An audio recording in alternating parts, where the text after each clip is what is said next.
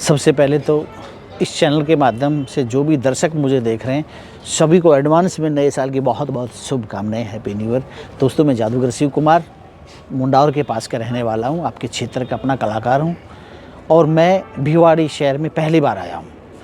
इस शहर में मेरा पहली बार शो लगा है। इस शो के माध्यम से मैं लोगों को जागरूक करता हूं, समाज में फैली कुरीतियाँ दूर करता हूं, जैसे नशा मुक्ति, कन्या भ्रूण हत्या, पेड़ ज़्यादा से ज़्यादा लगाओ, स्वच्छ भारत को लेके पूरे देश के अंदर मेरा शो चलते रहते हैं और शो के माध्यम से मैं लोगों को जागरूक करता हूं।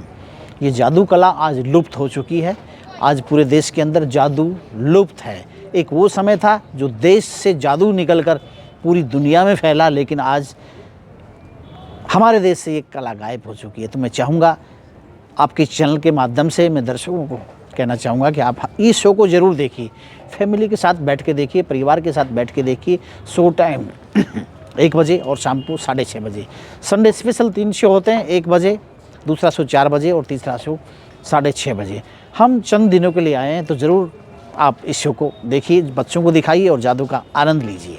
जादू, हाथ की सफाई, कला या एक कोई अलग से खास एक ये एजुकेशन? देखिए, जादू sleight of hand, illusion, closeup और कंजूरिंग, ये एक मिक्स आर्ट है। इसमें बहुरंगी कलाओं का तालमेल है, क्योंकि ये 64 कलाओं में से निपुण कला है जादू। तो एक कला नहीं कह सकते हैं, बहुत सी कलाएं मिक्स है इसमें। तो मैं यही कहता हूँ कि जादू एक आर्ट है, एक फाइन आर्ट है। जादू कोई तंत्र मंत्र, दैविक शक्ति या कोई परमात्मा की शक्ति नहीं है, ये इंसान के दिमाग की उपज है जादू। आज तक अगर लगभग हम धारूहेड़ा की बात करें, वहाँ भी आपका शो देखा, यहाँ भी एक शो देखा जी।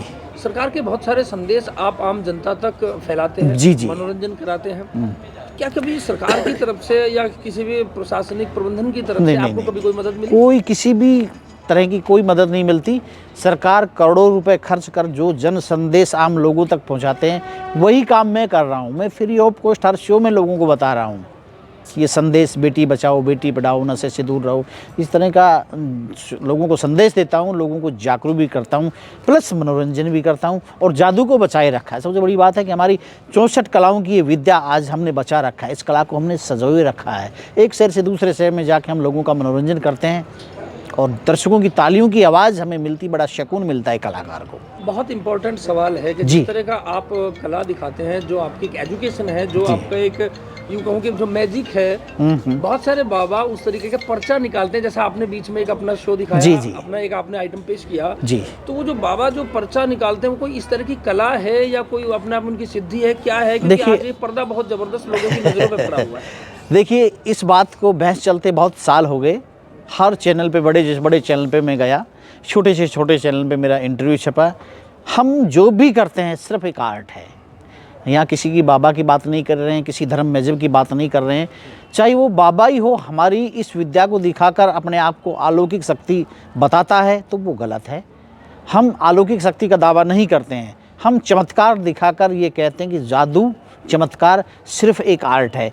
लोगों के समझ में नहीं आता, यहाँ तक साइंस है और एक साइंस वो भी है जो लोग समझ नहीं पाते हैं। उसके आगे चमत्कार शुरू हो जाते हैं और उस चमत्कार का पर्दा हट जाता है, उसका विज्ञान रहस्य खोल देता है, वो चमत्कार ख़त्म हो जाते हैं। तो ये चमत्कारों की दुनिया है और चमत्कार होते रहते हैं। इस चमत्कार के पीछे ज़रूर कुछ न कुछ शक्ति का हाथ होता है, चाहे वो विज्ञान की शक्ति हो, चाहे अपनी मेहनत की शक्ति हो।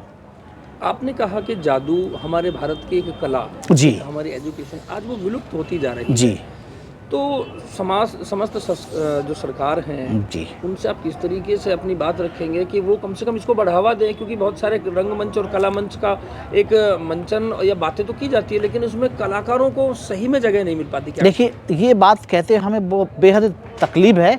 आज के इस दौर में जादू दिखाना एक चुनौती भरा काम है। मैं भारत सरकार और राज्य सरकार से हर बार ये अपील करता हूँ कि हमारी ये जो कला है, इसको ललित कला से जोड़ा जाए, इस आर्ट को, और एजुकेशन से लगाया जाए, ताकि देश के अंदर एक अंधविश्वास खत्म होगा, बच्चे जागरूक होंगे, युवा पीढ़ी जागरूक होगी और ये कला चलती रहेगी। ये एक ड्रामेटिक आर्ट है, लेकिन भारत सरकार ने, राज्य सरकार ने कहीं से कहीं तक जादू कला को कहीं कहीं बचाव नहीं किया, जादू कला को एक कला का दर्जा नहीं दिया।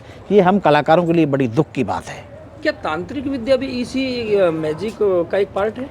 नहीं, देखिए, पार्ट तो बहुत से हैं। जहाँ मैजिक है वो भी पार्ट, मैजिक का मतलब एक टैलेंट। जैसे रफ़ी की आवाज़ में क्या जादू था, सचिन के बैट में क्या जादू था, मतलब टैलेंट का नाम जादू है।